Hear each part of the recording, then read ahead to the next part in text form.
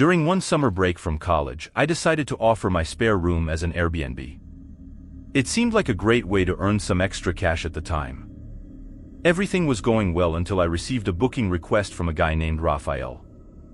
His profile seemed normal enough, so I accepted the reservation. He arrived late into the night.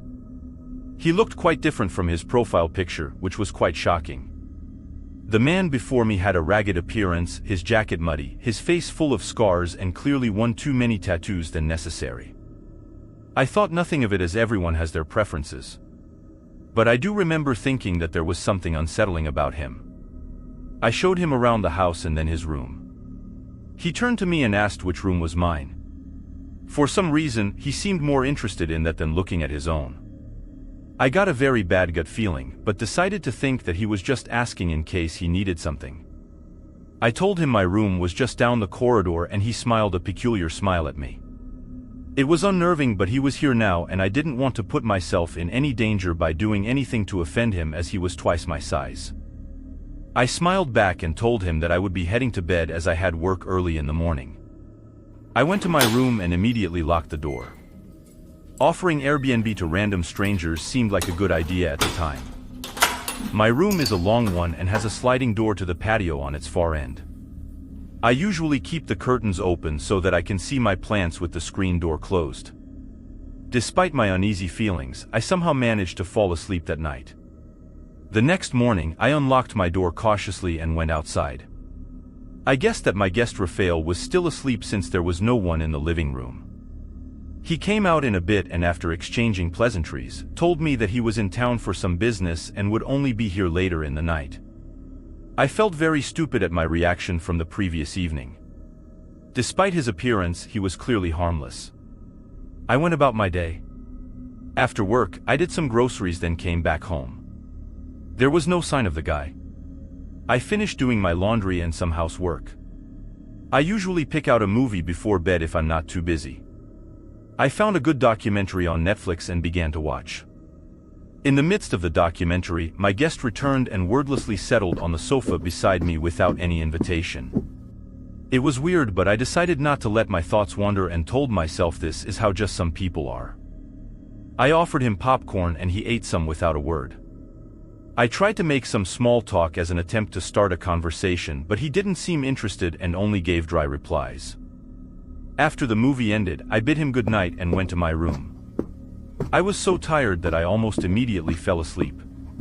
It must have been very late when I woke up feeling really thirsty.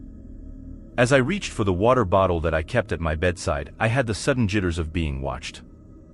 Instantly, my eyes wandered to the sliding door, and sure enough, there was a dark figure standing there, watching me. I couldn't make out his face due to the dark, but I completely froze. As if sensing my eyes on him, he slowly walked away from the door. My heart was thumping really loud and I was sweating like crazy. I immediately hopped out of bed and ran to the sliding door. After making sure it was locked, I drew the curtains. I almost jumped the very next instant when there was a sharp knock on my door. I held my breath as the guy continued to knock. Then he tried the doorknob, trying to get inside the room. Thankfully, I had locked it before I went to bed. His knocks were persistent and became louder until he was heavily pounding the door. I yelled at him, threatening to call the cops, and all went silent. I saw the shadow of his feet leaving the door. I dialed 911 before the guy returned or broke down my door. The cops arrived soon enough and searched the entire house. There was no sign of the guy or any evidence that he had been there. Upon showing his profile to the cops, I found out that the guy had a criminal record. I still shudder thinking about what could have happened if I hadn't locked my door that night.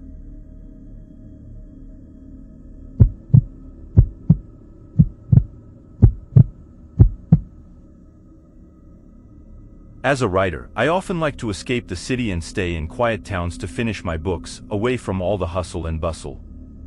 Last fall, I traveled to this suburban town called Riddles Creek for that very reason.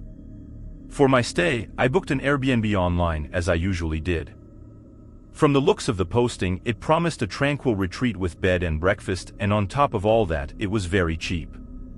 The next day, I left the city and took off for my retreat. When I got there, the owner of the Airbnb greeted me. He was a pleasant guy in his late 50s named John. We made small talk and he told me that his son used to stay with him, but now that he had left for college, he decided to rent his room to Airbnb. John showed me my room. It was modestly furnished, but neat. John told me to call him if I needed anything else. I nodded and he left. I decided to call my mom and let her know that I had reached there safely. My mom has always been a bit paranoid and asked me where I was staying. I promised to send her the location. As I was talking to her, I walked into the bathroom and noticed how there wasn't a towel on the hook. I told my mom that I had to ask the owner for a towel and hung up. As soon as I walked out of the bathroom, I completely forgot about it and began unpacking my stuff. When I finished, I nestled into the bed, ready to work on my book. A few minutes in, I heard a knock on the door. I put my things away and went to answer it. It was John and he was holding a towel. He apologized and told me that he had forgotten to hang it in the bathroom. It felt weird and off, especially considering that I had complained about it to my mom earlier, but I took it from him with a word of thanks. Once he left, I blamed my mom for the intrusive thoughts and forgot about it. The next morning, I woke up to the smell of bacon and eggs. I immediately went to freshen up. After a shower, I went outside.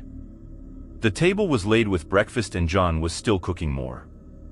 I told him everything looked delicious and took a seat. While I ate, I noticed he had an impressive collection of chef's knives displayed along his back wall, and I was convinced that he must have been one heck of chef. A few minutes later, he joined me and told me how much he missed having company, and I actually felt bad for the old guy, and then he asked a peculiar question that made me pause. "Did you finish your work last night?" I stopped chewing. I rummaged through my memory, any mention, anything that would confirm that I had told him about my work, but couldn't recall anything from our previous conversation. So how could he have known that I was working last night? I swallowed and casually asked him, "Oh, what work?"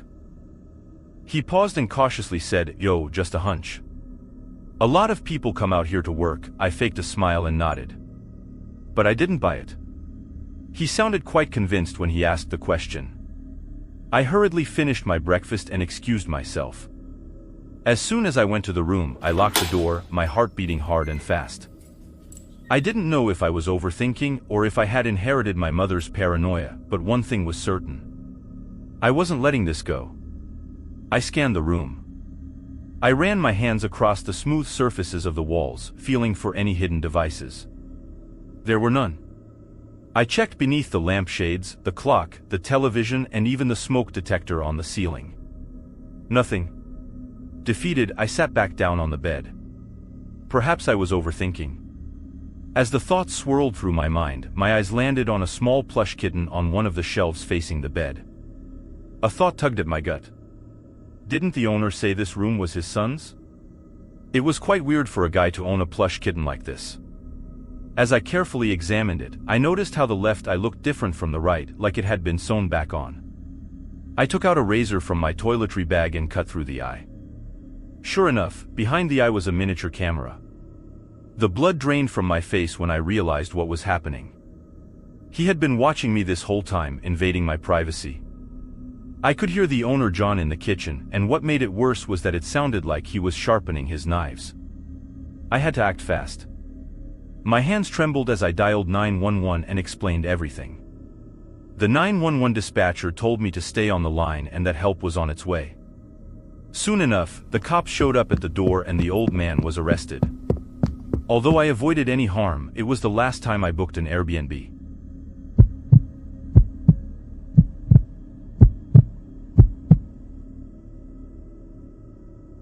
Last summer, my girlfriend and I decided to travel to Bali for our 2-year anniversary. To help save some money and make our trip economical, we decided to book an Airbnb instead of an expensive hotel room. We found a decent place in Kuta Utara, owned by a nice lady. She was very friendly and even had a meal prepared and set for us upon our arrival. There were odd relics and antique objects all over her place. I had heard that some local people here in the village were superstitious, so I thought nothing of it.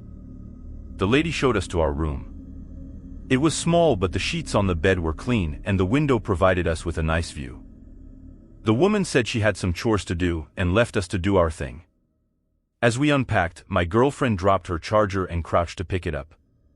As she did so, she saw something under the bed and pulled it out. It looked like a carved wooden figurine with ratted hair that resembled a little girl. Then she found another one under the bed that looked like a male figurine, among other unexplainable objects. She freaked out and immediately told me that we couldn't stay here. I laughed and asked her if she really believed in this stuff. She was persistent on leaving, but I told her it was late and we wouldn't be able to find another reasonable accommodation so urgently. With some convincing, she agreed to stay the night. We spent the entire day sightseeing and were exhausted by the time we returned, so we hit the hay. It must have been somewhere around midnight when I woke up to a strange sound. It sounded like a woman humming. I looked at my girlfriend and was glad to see that she was still sleeping. She would have freaked. But what was that sound? Was it the old lady praying or something? The sound grew louder and there were multiple hums now. My girlfriend woke up as well and clung to me, afraid for her life. The voices sounded demonic. It almost felt as if they were coming from under our bed. All right, now I regretted not listening to her suggestion about leaving this place. The very next instant, painful howls pierced the air.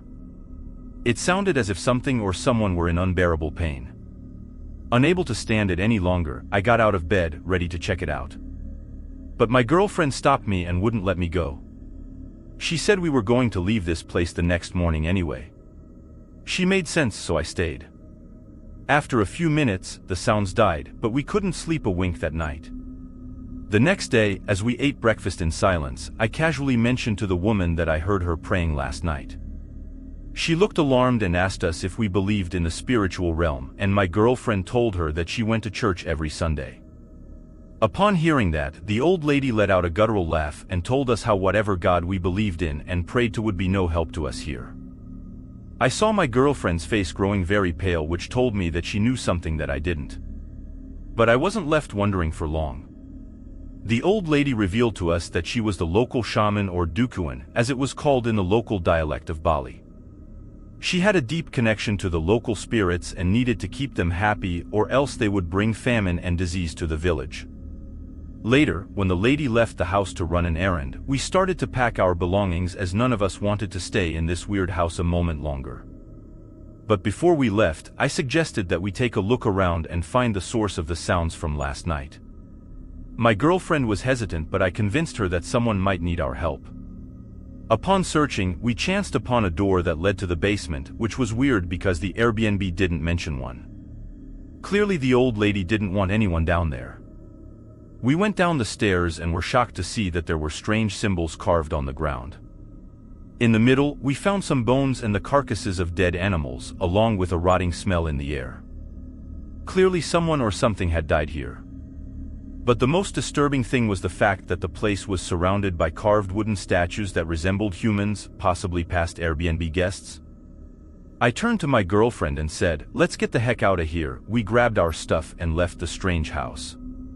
To this day, I keep wondering what kind of cult the woman belonged to. What could have happened to us if we stayed there? And each time, I am glad we didn't wait to find out.